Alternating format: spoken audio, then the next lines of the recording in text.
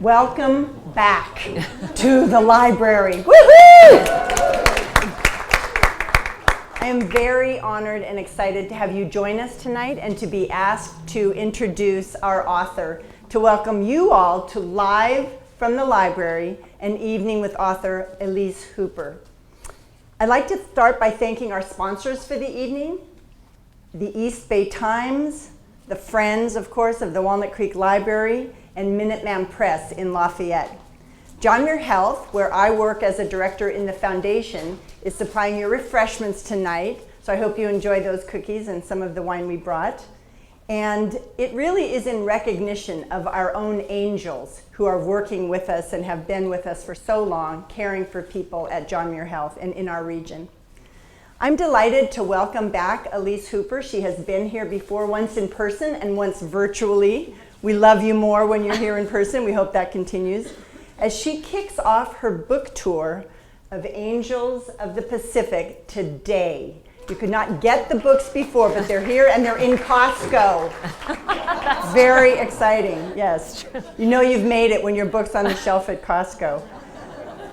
This new novel of hers is about a group of extremely courageous American and Filipino Army nurses who band together to help the Allies win World War II. It is also referred to as Angels of Batan. And as we'll discuss it more, you'll see that not only did they help save lives, but I think together with purpose and passion, they really saved each other's lives. A native New Englander, we were discussing she's from Boston, Elise spent years writing for television and online news before moving to the West Coast. She earned a master's degree and taught in high school, literature and history, of course. She's also the author of The Other Alcott, Learning to See, and Fast Girls. She now lives in Seattle with her husband and two daughters, one who we're thinking is going to be a swimmer in the Olympics in about 12 years, so keep your eyes open. I don't know if I want that. Elise is going to talk to us for a while, and then following that part of the program, we will have a brief question and answer period. So please write your questions down if you have some, and then we will collect them at the end of the program. I believe that the library staff can provide paper and pen if you need. And then after that part of the program, I think that they've already been available. Flashlight Books will be selling her book, and also I hope you have her sign it, either to yourself or buy one for a friend as well. Or both. Or both. Thank you. So as I said, today is the very first day of Elise's release of this book, Thoughtful Stories of Heroines Who Stayed the Course During Wartime Atrocities.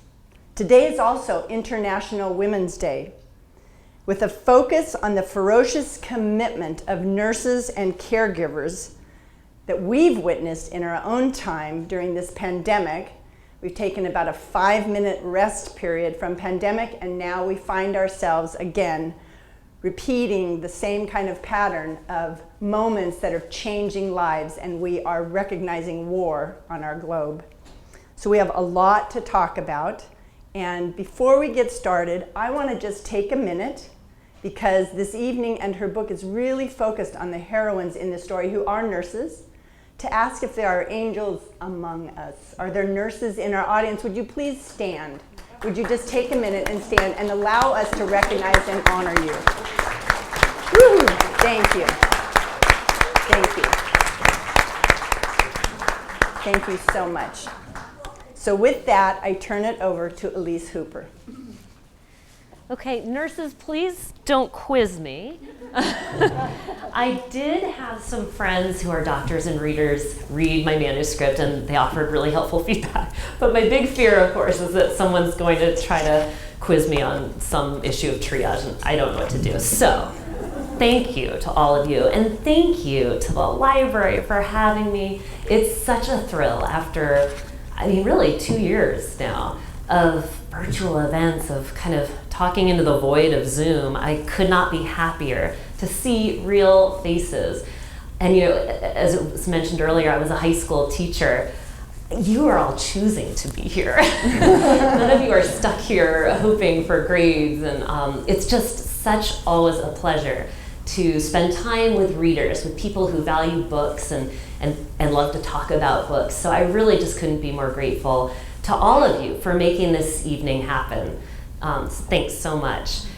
It is so exciting to be talking about the Angels of the Pacific, which is a title I've broadened out, although it is based on the actual Angels of Batan. That's where I kind of started with this idea.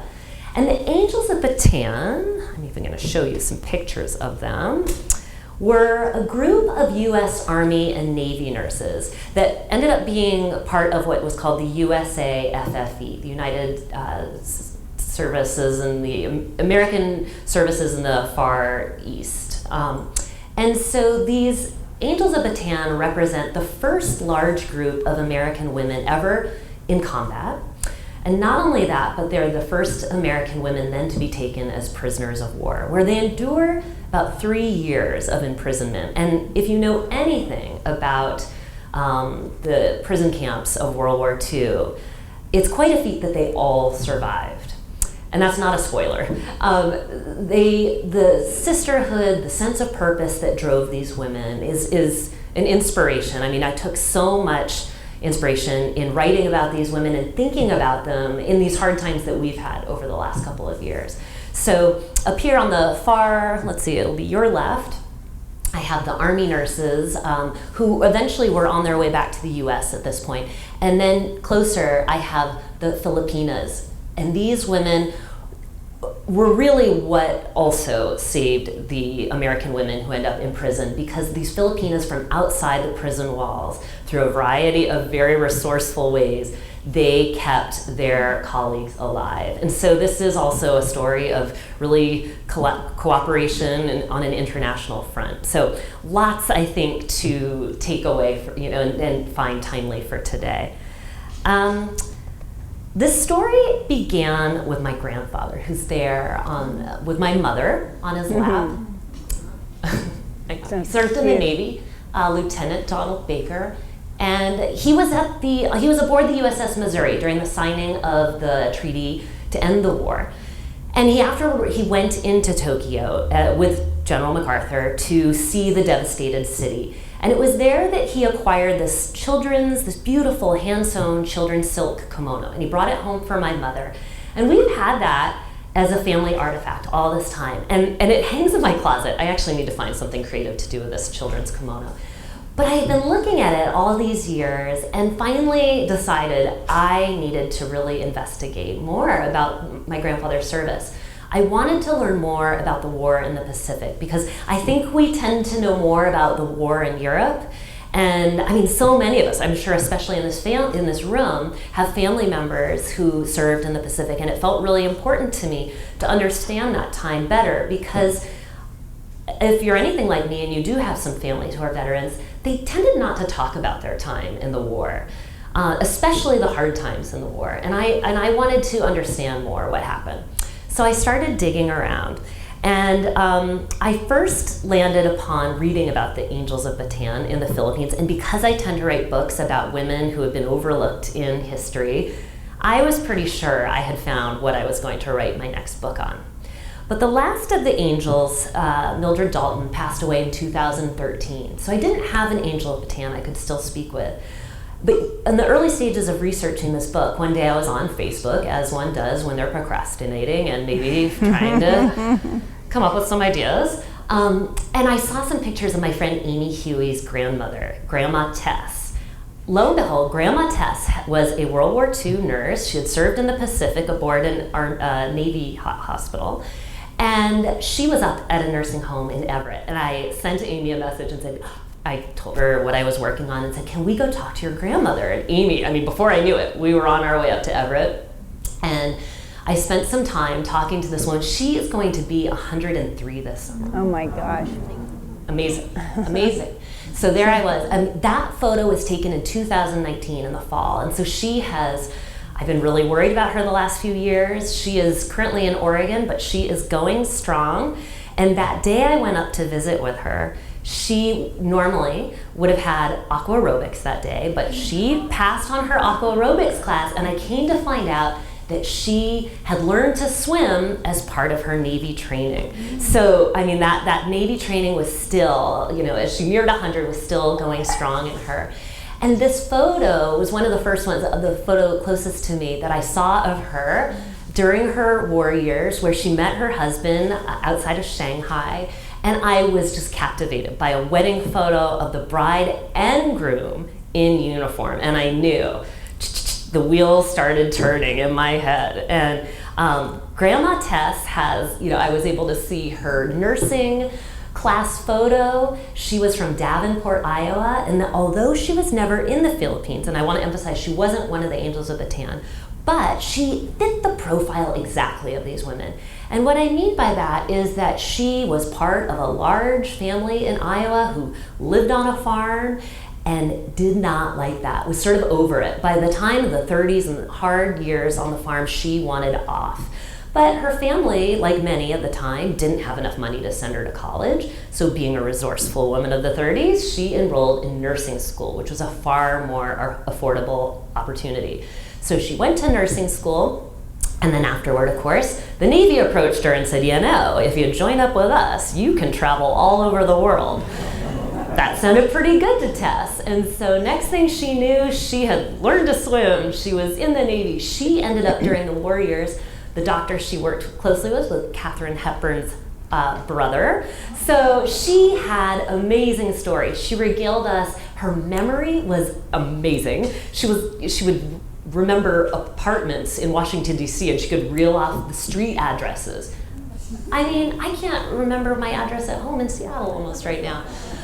She was amazing, and I'm just so delighted that she is still going strong, and she is such an inspiration. So I loved how the story began kind of with my family and my grandfather, and it then spread to another family, and it's just been so much fun to learn about all these family histories. And as I've been talking with book clubs over Zoom for the last couple of years and have told them I'm working on a book about the Angels of Batan and these nurses, everyone has a veteran in their family they want me to talk to. It's terrific. I just love it. So if you're like me, and you may not know that much about the war in the Pacific. I certainly didn't. I'm embarrassed to admit. I knew more about the war in Europe. But what I came to find out was that only hours after Pearl Harbor was bombed, across the international date line, so it's December 8th, the Philippines start to be invaded by the Japanese Imperial Army. And this is you can see there's the Philippines, the kind of big map where it fits into Asia, and then this close-up of Luzon, which is really where my book really takes place. The nurses the story starts off a little bit north of Manila in a base that is that first one, Clark Air Base, that is bombed that morning. And just like Pearl Harbor, really so much of our Navy is destroyed that day. Basically all our planes are destroyed in the Philippines only hours later. And so the USA FFE's forces are just they're on their heels from the very get-go in the Philippines. And the Americans start having to kind of retreat as the Japanese are dropping more and more bombs, and they land on Luzon and start heading down.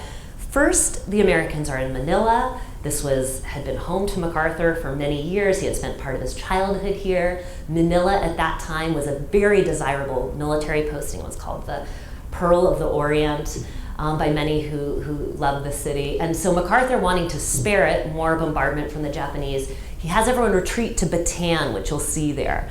And then the American forces hold up there for many months, and they will surrender in April, which is actually the largest American surrender in history. And basically, the few forces that don't surrender end up on Corregidor, and I'm going to show you more pictures of all these places. And Corregidor is that tiny little island at the mouth of Manila Bay, and it has a whole underground fortress that I'm going to show you. But it was these extraordinary circumstances, and those forces end up surrendering only a month later.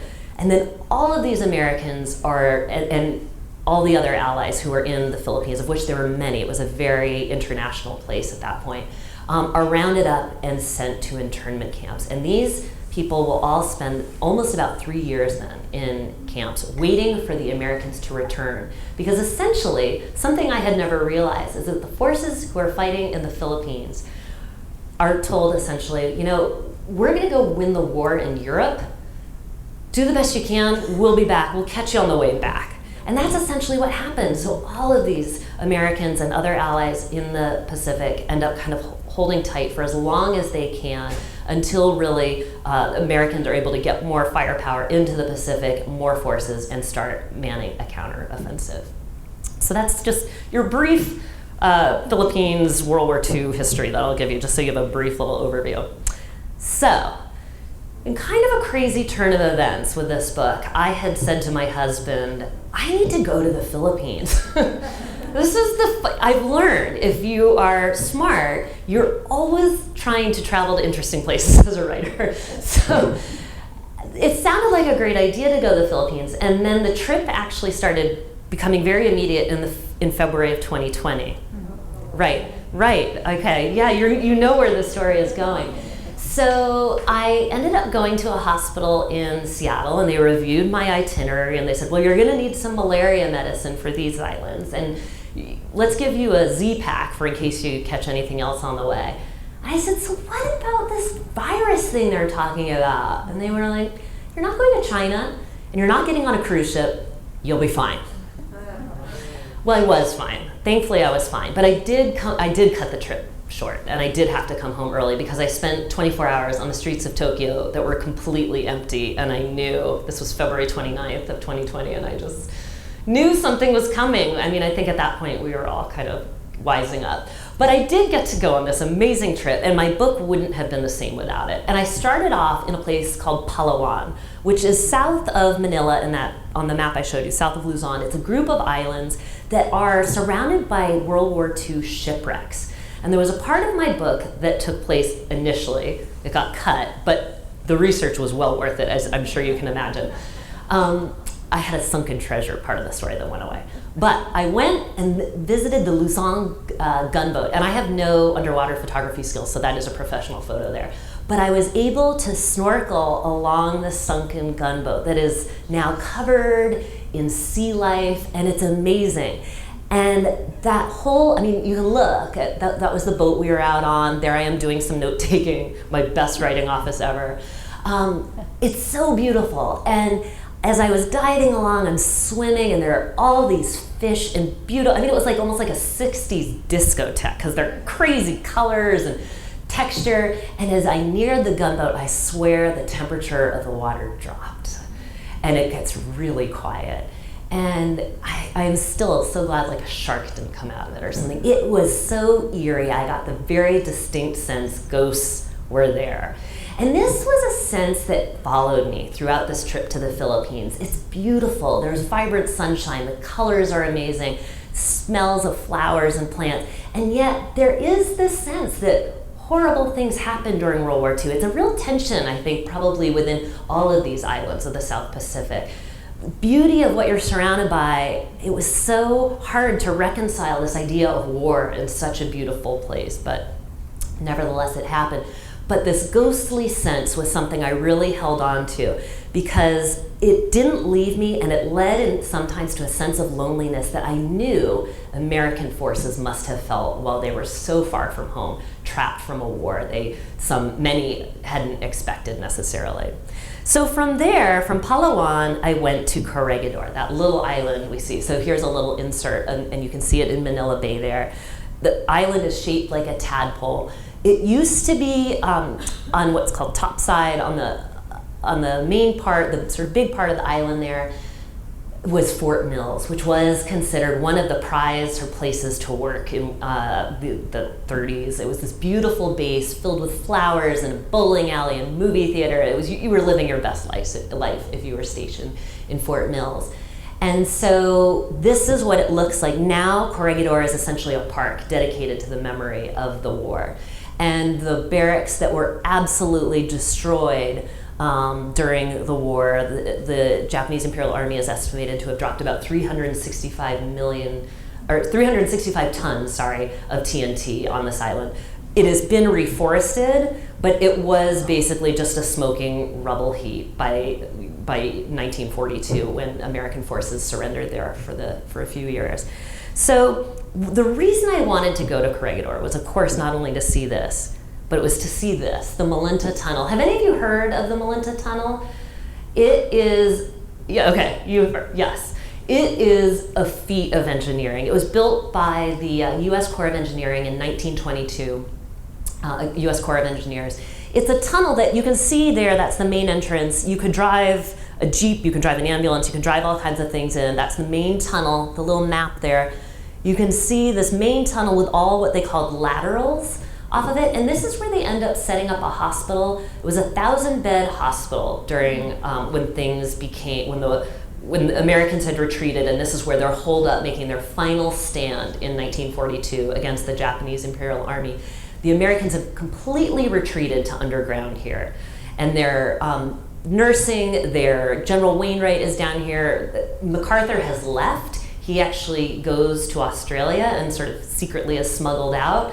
And really these sort of final holdouts are the last of the Allied forces hanging in, waiting, hoping to just resist for as long as they can. And this is where the Angels of Batan and the Filipinos all end up in their final days of freedom during the war in 1942. And then they surrender. And as you can imagine, if you're underground and there's a surrender happening outside, they had no idea what to expect. Was the enemy going to come in with fire starter? I mean, how was this going to work? In fact, they were all evacuated from the tunnel. Some lived above ground a little bit longer. Others were brought straight back to Luzon and put in prison camps for another rough couple of years. This is what it looks like in the tunnels. The far photo is kind of a recreation. They have a museum down there, of course, of what the tunnel, the laterals and the tunnels would have looked like. What is closest to me here is I went at 5 a.m. on a sunrise trip of looking at the tiny Japanese tunnels that they built during their time holding the island. They built a tiny series of network of tunnels filled with spiders and snakes, and I think it was really a good thing it was 5 a.m. because I was a little too asleep to be fully freaked out of my close quarters. But we climbed around in these tunnels. I did it with a guide. And just was so blown away by what I was seeing. And this was, an evening on topside among the bombed out hospital. I'm there with my daughter. I brought my, at the time, 15-year-old daughter with me. And I remember so clearly as we stood out looking at that sunset over the South China Sea, thinking, my goodness, this is the loneliest place on earth. I mean, beautiful, but what would it have been like to really feel stuck there? It was really profoundly humbling. And it made a deep impression on me of the resilience that these Americans and the other allies took as they mustered what courage, what resilience they had to face these what they really didn't know what to expect with the enemy. So it was Corregidor. If you ever go to the Philippines, which I recommend, go to Corregidor. There's no place like it. There are ghosts everywhere. It truly is amazing. My daughter and I were the only people to spend the night on the island. When all the tour groups go home for the day, we spent the night in this tiny little inn, and then that's when we walked around. And it was so quiet except for the howling wind and birds and monkeys that are chittering away. It was amazing, but the loneliness of it never left me. I mean, I can't imagine. I was there knowing I was going home. I don't know what it would have felt like to feel truly imprisoned there. So the next part of my trip was then to go into Manila. And this is where I visited what was the internment camp where the nurses spent their time. It's the University of Santo Tomas. It was before the war. It reverted back to that. When I was here in February of 2020, only weeks later it was closed down, of course, as all students were sent home. But it was bustling while I was there. And as I wandered through that beautiful building, looking in the classrooms, all I can think of, this is where the nurses lived. They were jammed into these classrooms. This is where they spent almost 3 long, hot, humid years. It was truly, really humbling. Here I have a photo of them right as sort of liberation is happening in 1945. There are about 3,000 internees in Santo Tomas, along with the nurses. I'm there.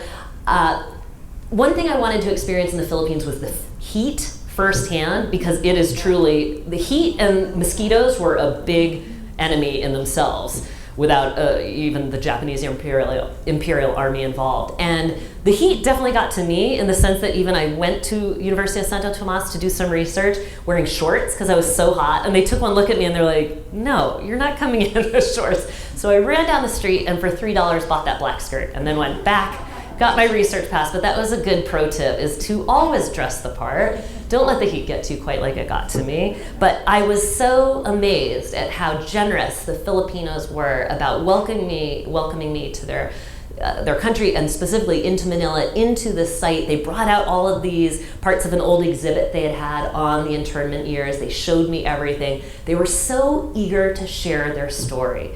And that resonated with me. I was so excited to be welcomed into this world that they felt, no one knew sort of what had happened in the Philippines for all these years. So that was really humbling. Also, I visited the Manila American Cemetery. This is actually the largest burial ground of American servicemen in the world outside of this country. And so if you've ever visited the beaches, the D-Day beaches, this is right in the city of Manila. And this is where the Sullivan brothers, who were some of the brothers, part of who inspired Saving Private Ryan, they're buried here. It is vast. I mean, oh, hello, now I'm back. Vast grounds of all of these crosses. It's really, again, humbling. A beautiful visitor center. All of this, I just was soaking all of this in, learning so much about something I was so glad to get to see firsthand, because there is nothing like standing in front of one of these grounds filled with graves and feeling, like there's something a lot bigger than us out there. That it was really humbling.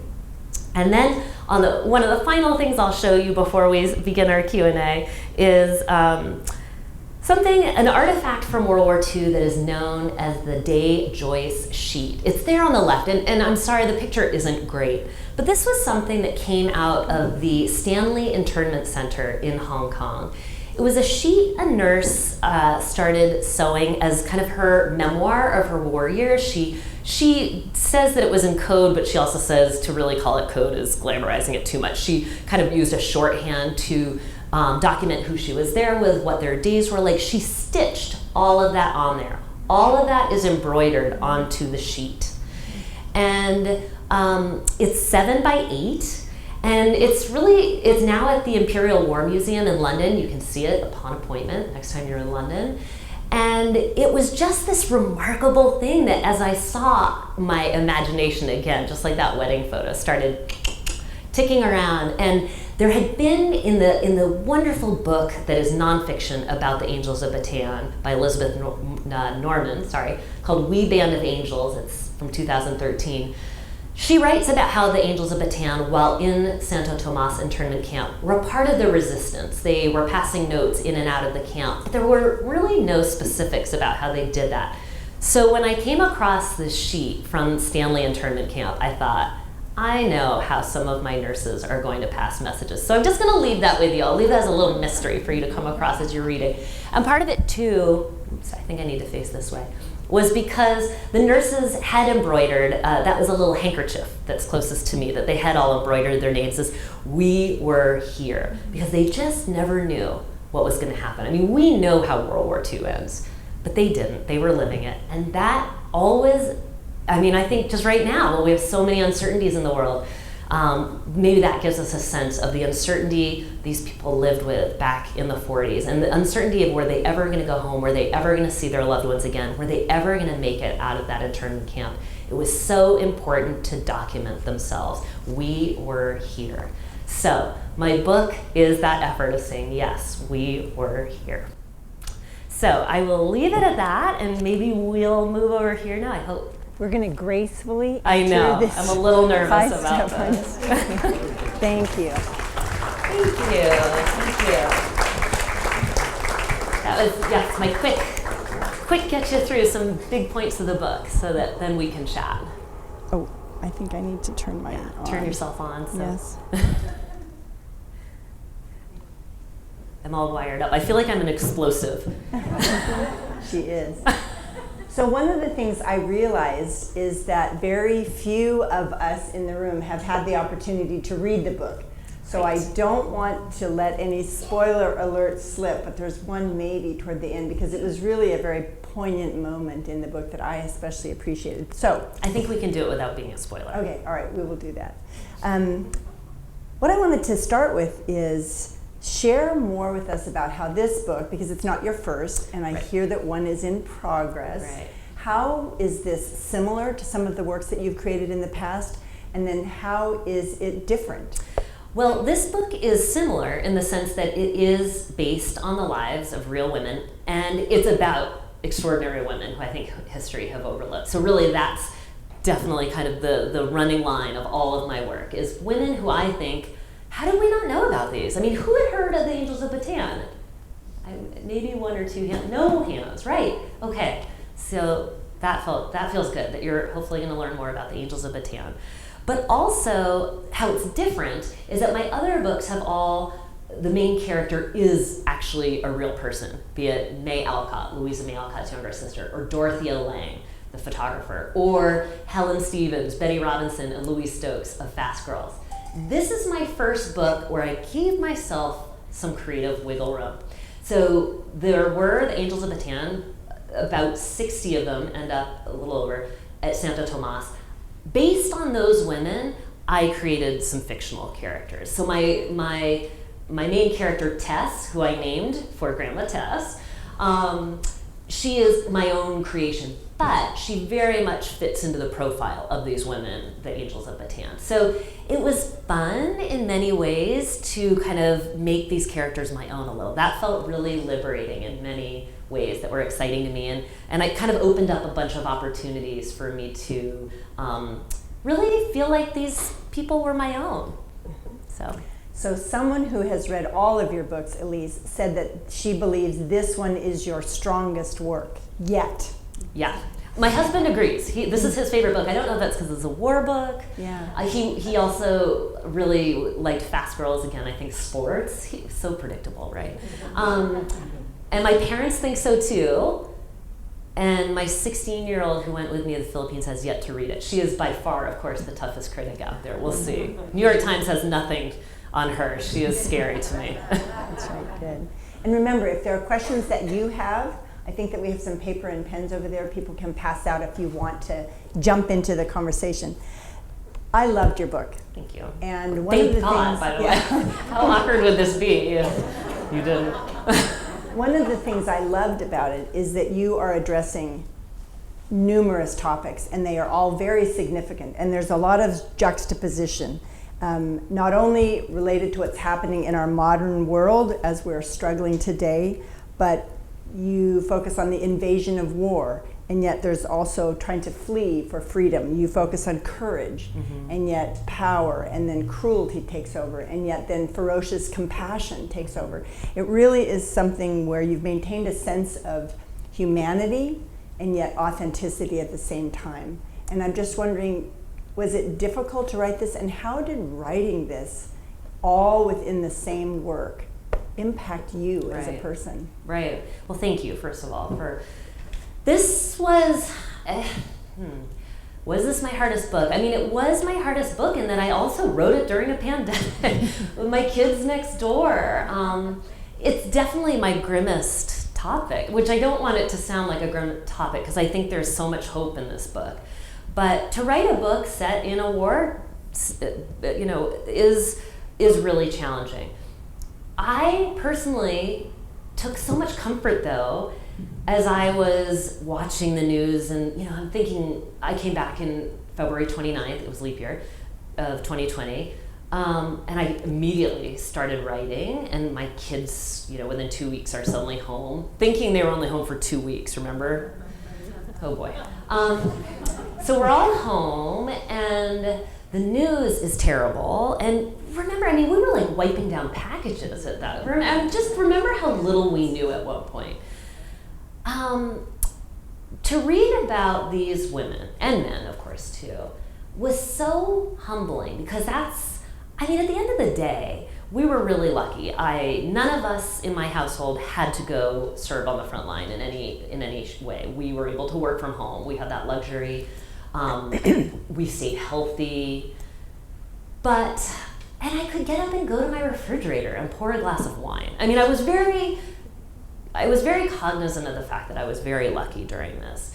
But this really showed me what tough times are like, reading this, what these women went through. And this really it gave me just so much strength to think about, if these women could do this, I can stick around and watch some Tiger King for a few more nights. I can muster through some Netflix viewing. I can try to help my kids with their very complicated math. When did math get so hard? They do it differently now than how I learned. So all of these things that were really hard, I'm not trying to make light of it, but to read about people in World War II is next level suffering.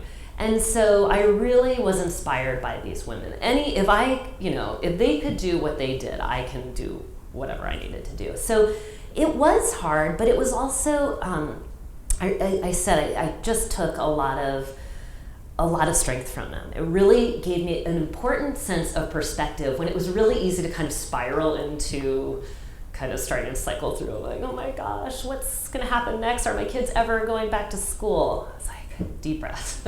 People have gotten through far more challenging circumstances. We will make this too. But it was really humbling, and really it gave me a lot of inspiration. So we have just lived through a pandemic. I say that as if it's in our rearview mirror. I'm hoping that's the case. And I have had the privilege of watching nurses in the trenches. I work at John Muir Health and have done a lot of rounding in the halls. And there is some sort of grit and tenacity that arises when circumstances are absolutely dire. And I'm just wondering, you formulated this group of women and the relationships they built with each other, people they had known only a few months, ultimately 3 years.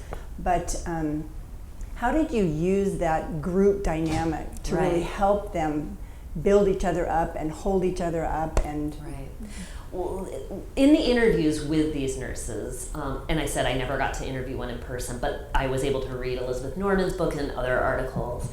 They all attribute, it was sisterhood that got them through this, and the sense of service they had. So that sense of purpose where they woke up every day as their uniforms became increasingly tattered, they continued to put them on. They cared for each other and their other internees at the prison camp. And they also cared for their captors. That was really important too. They were nurses. They cared for anyone, no matter what uniform you wore.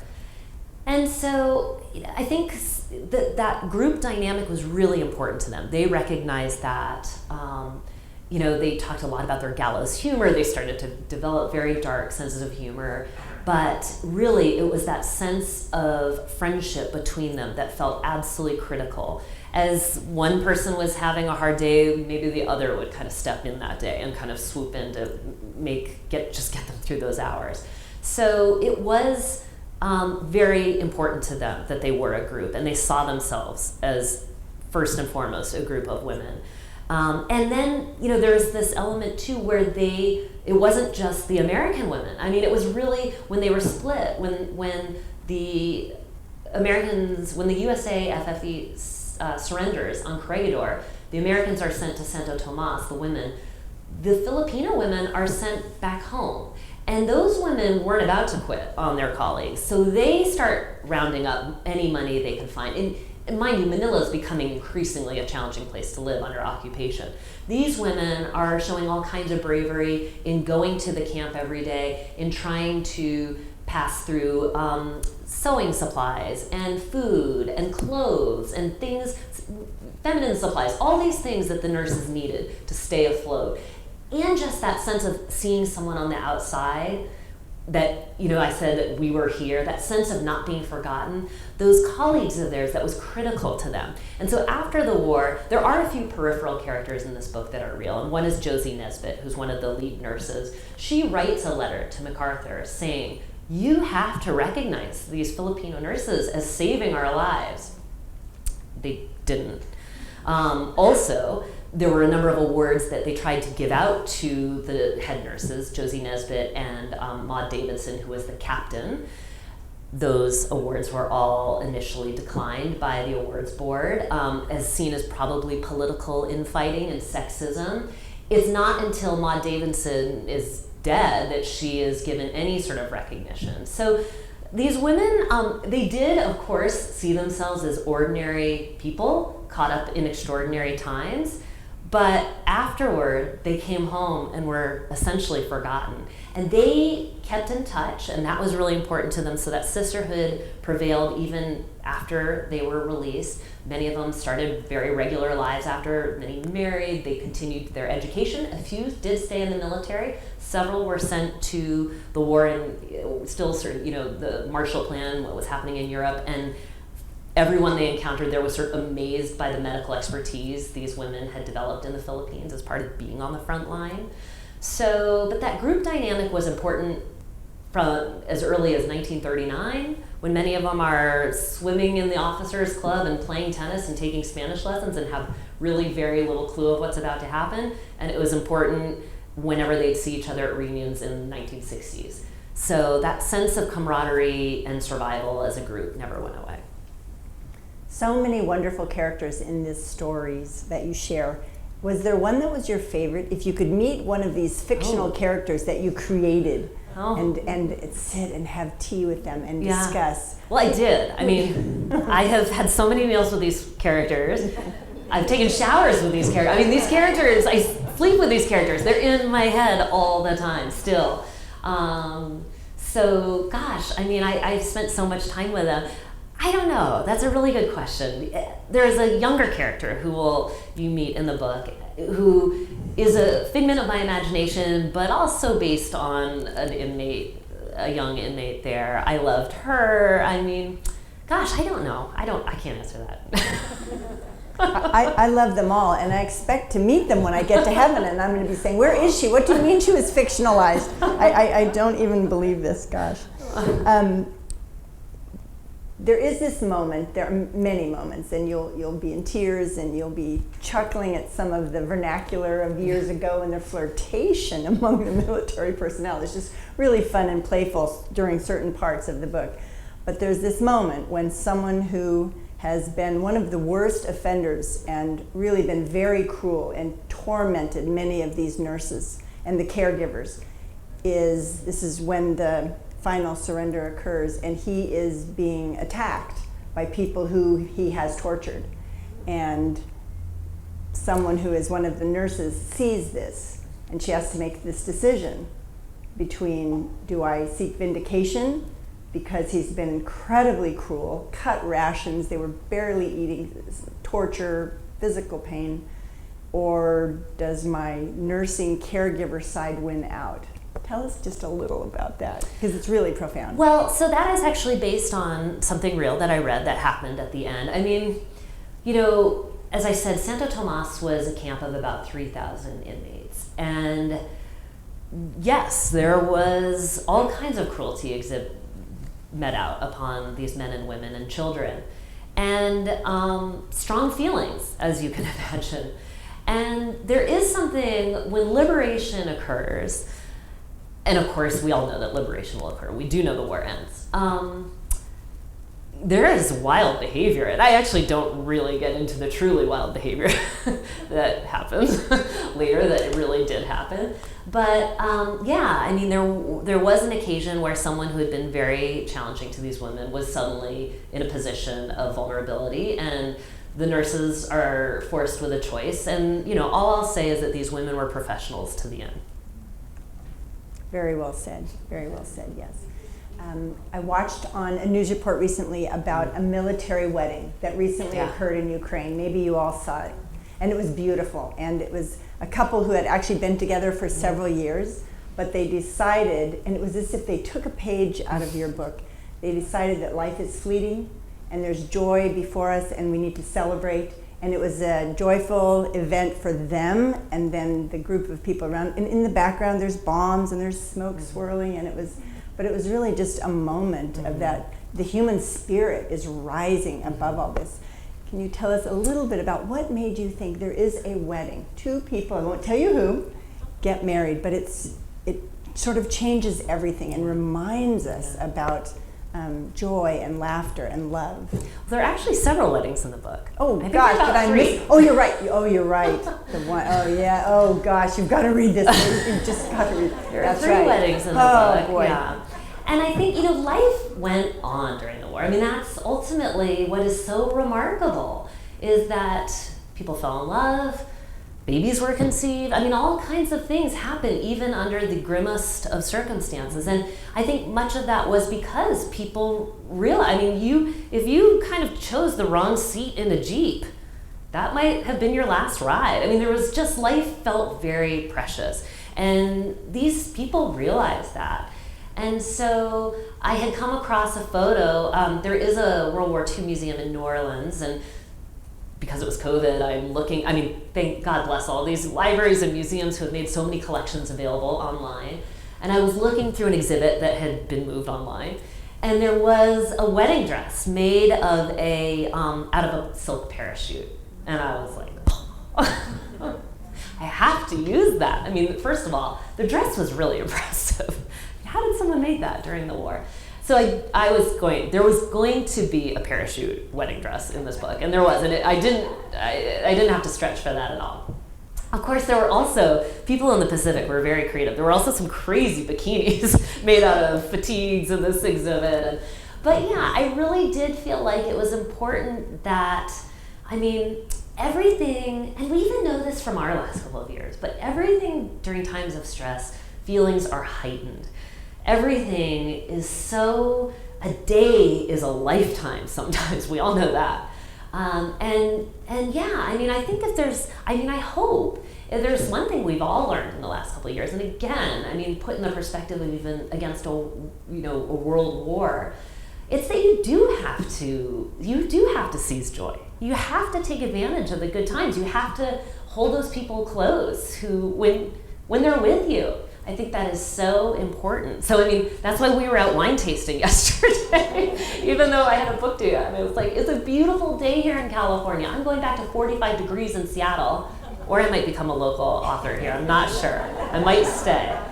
But yeah, you do have to grab, there's a really hard balance, right? We want to be aware of what's happening in the world. I'm sure some of you feel that right now. You're watching the news, you're glued to what's happening. But if your grandchildren or your kids are doing something extraordinary, you have to pay attention to that too.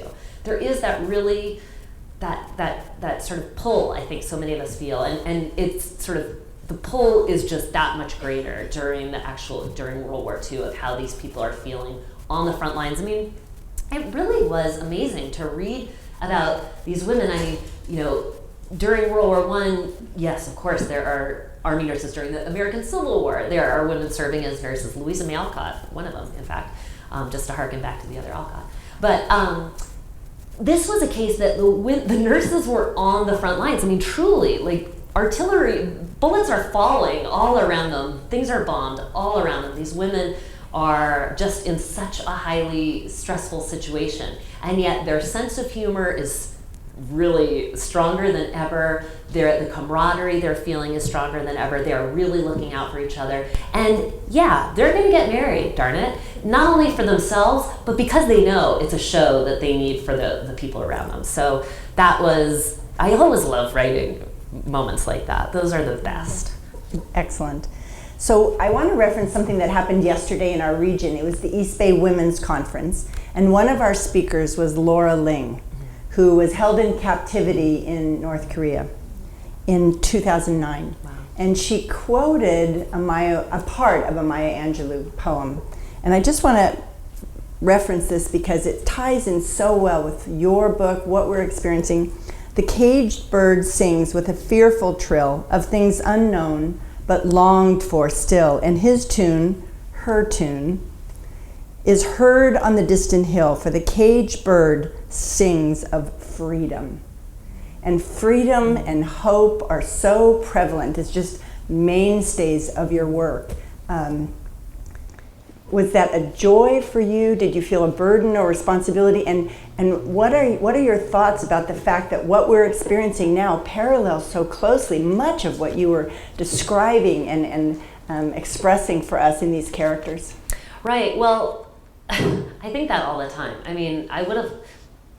I'd like to write a book where things didn't need to get so timely, really. Yeah. Let's put it that way. You know, when I started this book in 2019, I think about this all the time. You know, I had no idea that, again, nurses were going to be on a front line so quickly.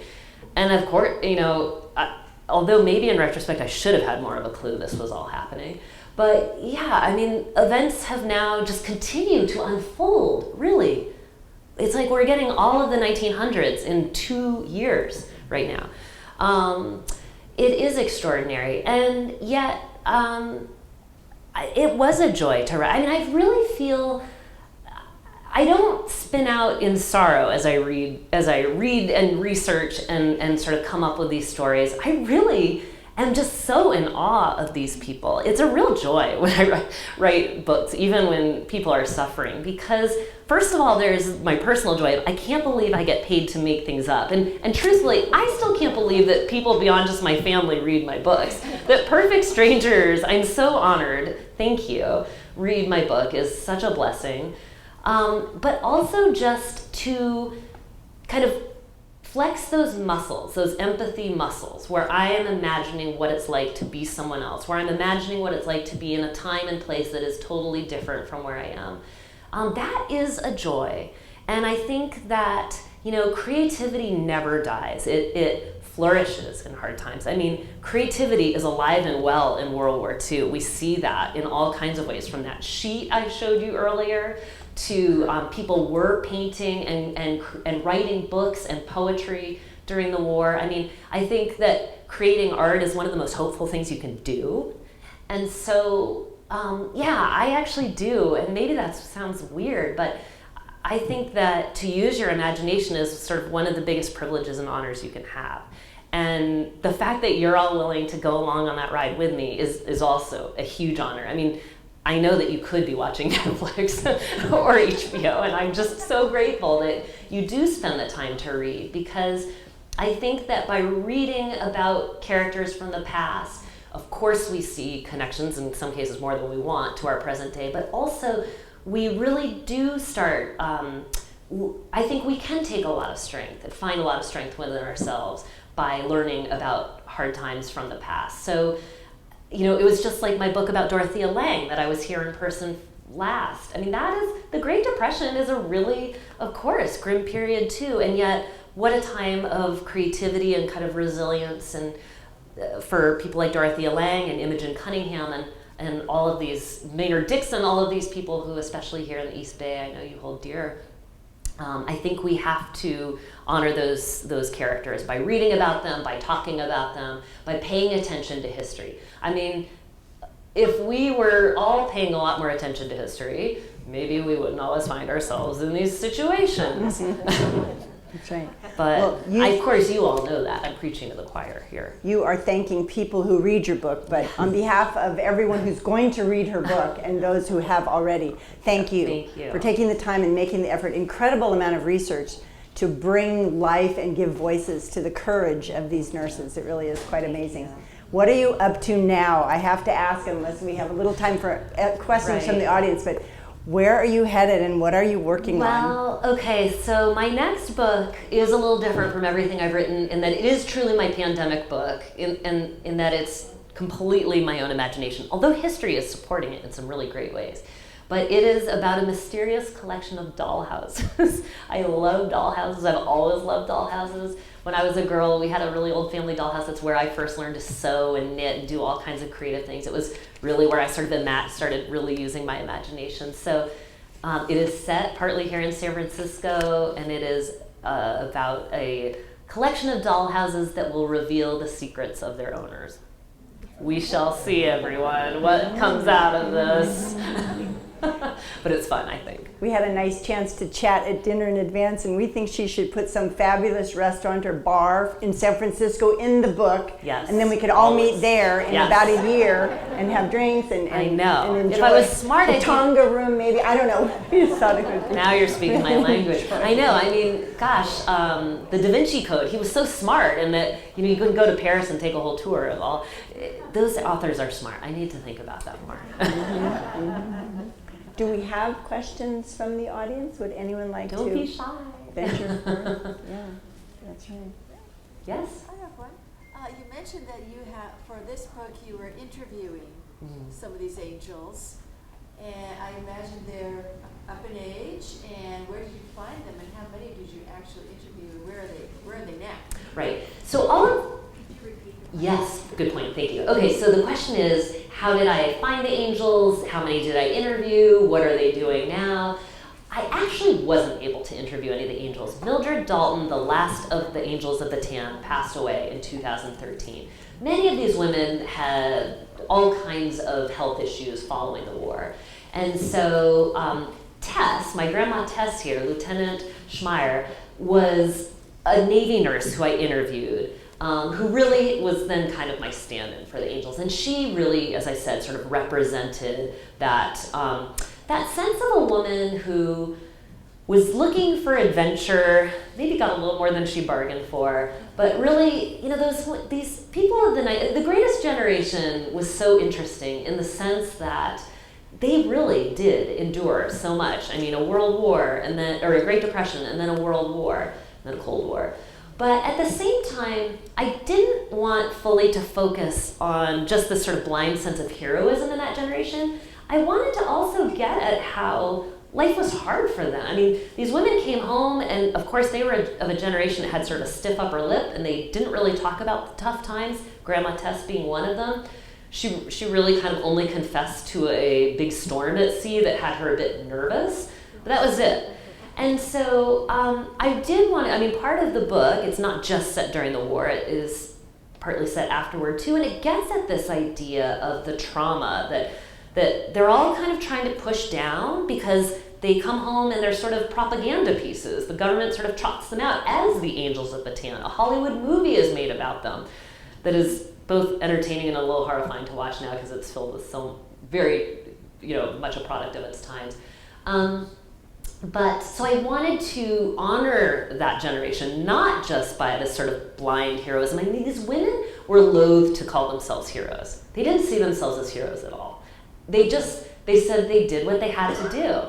And I did want to really honor that resilience they had, that sense of, they didn't want a Hollywood movie. They didn't want any of that. They wanted to come home, have families of their own, learn more, and go about being, you know, trying to find some happiness in these years that miraculously they found themselves with. So really, Grandma Tess was one of the only nurses I was able to interview. I did have a few, as I said, friends who are nurses today, and some doctors read the manuscript to make sure I didn't get anything egregiously wrong. And they did have feedback for me. I did make changes. I did have a few things wrong. So that is such an important part of a book, is having a panel of experts to read your work and try to save you from embarrassment. So any mistakes you find in this book are solely my own. I've had all kinds of experts go through it, so I apologize. But yes, so unfortunately, we no longer have any of the actual angels of Batan with us. But there are still veterans of the war. As I said, Tess will be 103 this summer if all goes well. So truly amazing, such an inspiration. I'm not sure she's doing aqua aerobics at the moment, but I'm sure she wants to be. So thank you for that question. Any others? I do have one other question if we have a minute. When these nurses go home. Yes. Again, this is fictionalized, but you do a beautiful job of sort of tying up loose ends. It's not a Pollyanna ending. No. Everything doesn't go great because, of course, there's new issues going on with life when they're no longer imprisoned. But was that, how did that feel? Share your thoughts with how, there's so many characters and they all interwoven, their lives, their activities, and the pace sort of picks up. Because the book itself, some days are very lengthy in the descriptions. It's important that you allow the reader to feel how long that day was and what was going on. But then it picks up. I'm just curious, the end feels very different. It's bright and hope-filled. Right. Yeah. Well, they do return to Manila. I don't think that's a big spoiler. And Manila in the 1960s is very different from what they've left. I mean, something I had no idea of when I started this book is that Manila was one of the most destroyed cities by the end of World War II. The Battle of Manila was one of the hardest fought of the entire war. The Japanese Imperial Army dug in, refused to surrender, and so the fighting becomes neighborhood to neighborhood, block to block, building to building, because MacArthur didn't want to enlist aerial bombing because he didn't want to kill civilians. There were many civilian casualties nonetheless, but he was hoping for sort of a better outcome. So the pacing partly picks up to also show that quick sort of speeding up of time of that we're moving into kind of that complicated period of the women coming home from the war and trying to make sense of what comes next, and really trying to reconcile this kind of heroism being heaped upon them with also a desire to, I just want to go home and see my family. And many of them came home to find, and mind you, they have been out of touch with the United States for years now. They maybe had lost a parent while they were gone, or a lot had happened while they were kind of like, they had just vanished for several years. And so there was this sense of needing to reconnect with what they had missed. And so I wanted to honor that. I also wanted, we've all been feeling, I think in the last few months, longer maybe, this anxiety to we need to get through this. We're done. I'm done with the pandemic. Shh, off comes the mask. Let's move on. That was also a very real sense of the end of World War II.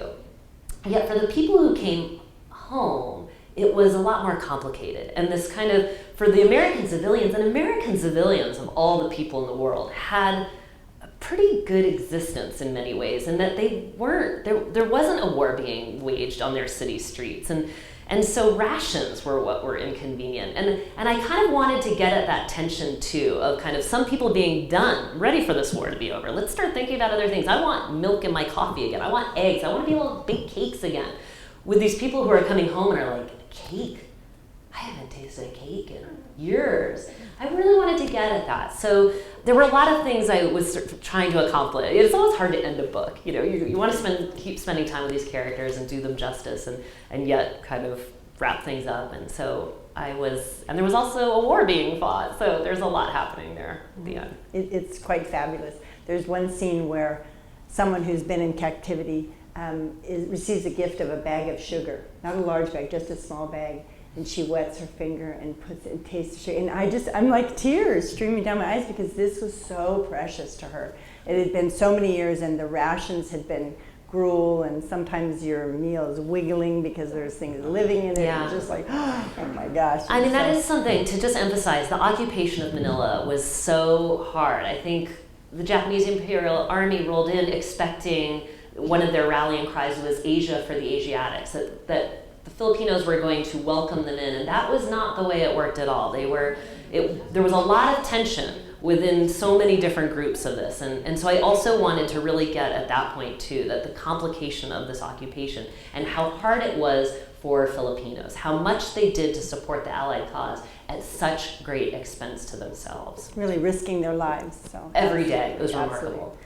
Thank you so very much, Elise. Thank you. Thanks so much.